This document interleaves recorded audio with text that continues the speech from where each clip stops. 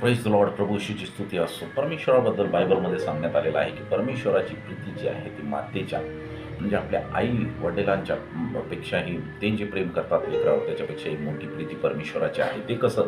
Bible असं सांगतं, यशायाचं पुस्तक 49 अध्याय 15 वचन, स्त्रीला आपल्या पोटच्या मुलाची करुणा येणार नाही, एवढा दिला आपल्या तान्या बाळाचा विसर पडेल काय? कदाचित स्त्रियांना विसर पडेल, पण मी तुला विसरणार नाही. देव परमेश्वर या ठिकाणी म्हणतो की मी तुला विसरणार नाही.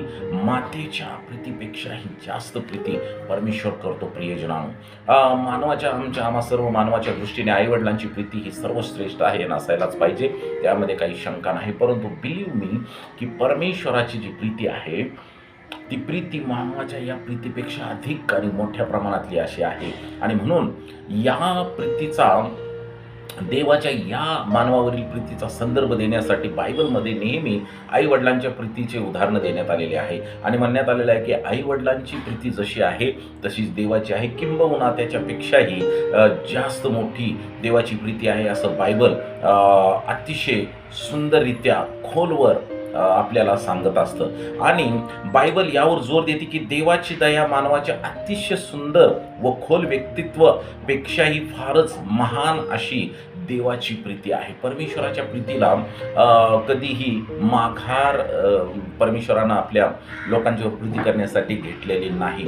आणि म्हणून परमेश्वराची ही प्रीती दर्शवण्यासाठी बायबलमध्ये इब्री शब्द रहाम हा शब्द वापरण्यात आलेला आहे. आणि या रहाम या शब्दाचा अर्थ आहे खोलवर प्रीती, देवाची विपुल प्रीती, जी अंतकरणातून, आतड्यातून, पोटातून अत्यंत खोलवरच्या, अंतकरणाच्या खोलवरच्या जागेतून असलेली ती प्रीती, असं वर्णन करण्यासाठी रहामचा उपयोग करण्यात आलेला आहे. आणि म्हणून इर्मयाचं पुस्तक यामध्ये 31 अध्याय 20 वचन असं सांगतं की जरी लोक माझ्यापासून दूर गेले, माझ्या विरोधात त्यांनी बंड केलं, तरीही माझी प्रीती आतड्यातून त्यांच्यासाठी माझी प्रीती आहे. माझी प्रीती त्यांच्यासाठी खूप मोठी आहे, जी अंतकरणातून आहे. आणि म्हणून आम्ही बंडखोरी केली असेल, देवाच्या विरोध वागला असेल, देवाच्या संगतीत चाललो नसेल, तरीही देवाची प्रीती आपल्यावर खूप मोठ्या प्रमाणात आहे. आणि म्हणून प्रियजनांनो, आम्ही देवाच्या या प्रीतीला विसरलं नाही पाहिजे. आणि म्हणून या ठिकाणी 20 वचन इर्मयाच्या पुस्तकात असं म्हणतं,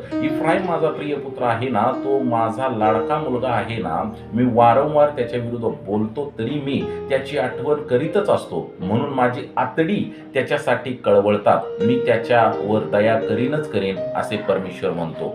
परमेश्वराची आतडी जरी आम्ही वाईट वागलो तरी आमच्यासाठी कळवळते, कारण तो आमच्यावर प्रीती करतो. धन्यवाद. मान महिमा गौरव परमेश्वराला.